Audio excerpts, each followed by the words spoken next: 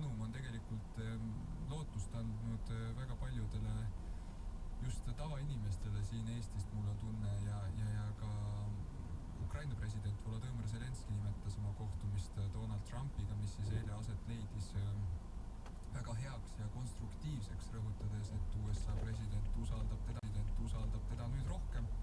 Seejuures arutati Ukraina vastupealetungi ja Venemaa majanduse nõrgenemist. Trump andis esmakordselt mõista, et Ukraina võib Euroopa toel tagasi võita kogu oma territooriumi ning Zelenskõi sõnul on see tema hoiakus suur muutus.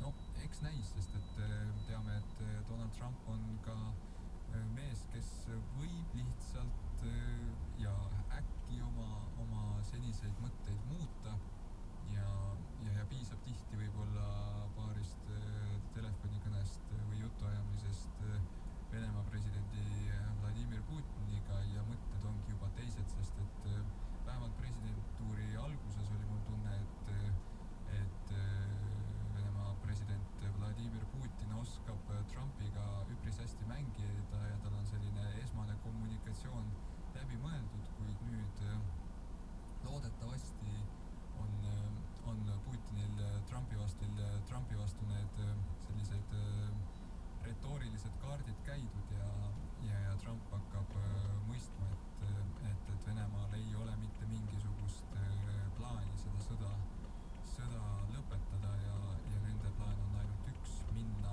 lõpuni, iseasi, kui palju nad seda suudavad, sest et jätkuvalt loeme me Vene majanduse üha suuremast nõrgenemisest ja nagu ka Donald Trump ütles välja, et Ukrainal ja Kiievil on nüüd aeg tegutseda.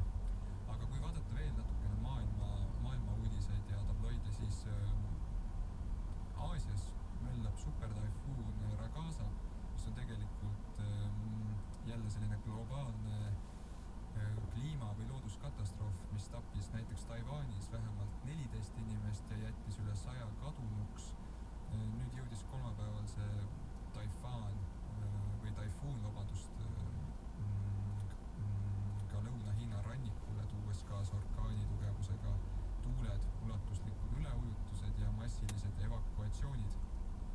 Hongkongis ja teistes sellistes kohtades kehtestati ka kõrgeim tormihäire, suleti koolid, ettevõtted ja ühistransport ja erinevates provintsides evakueeriti üle 1 miljoni inimese ja 10 000 laevu viidi turvalisematesse vetesse. Kuigi piirkond on tegelikult ju tugevalt asustatud, on see ka hästi ette valmistatud erinevate tormimõjude leevendamiseks ja see Ragasa, siis supertaifuun, on sel aastal juba 9. taifuun näiteks Lõuna-Hiinas, samal ajal kui Filipiinidel tugevneb uus torm.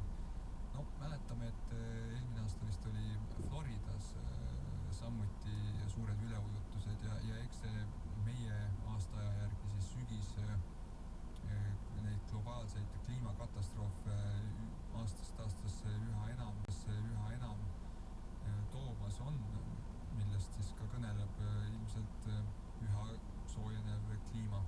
Aga natukene tunnen, et oleks tarvilik ära märkida ka Eesti Panga värske prognoos, mis siis eile välja tuli ja seal märgiti, et Eesti majandus kasvab järgmisel 2 aastal üle 3%, kuid 2026.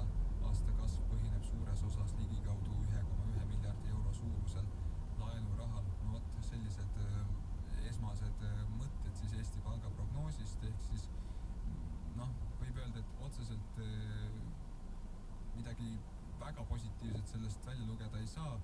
Küll annab see lühiajaliselt tugeva tõuke tarbimisele, hõivele ja sellisele ostujõule, kuid kasvatab kindlasti samas eelarve puudujääki ja tulevasi intressikulusid, mis võivad piirata valitsuse võimalusi kriisidele reageerida. Ja muuhulgas Keskpank rõhutab, et kogu lubatud eelarve puudujääk, seda ei ole lihtsalt mõistlik ära kasutada. Positiivsena toovad näiteks analüütikud esile ekspordi ja tööstuse taastumise, palgakasvu ning inflatsiooni taastumise 2% juurde, mis loob majanduskasvule siiski ikkagi sellise tugevama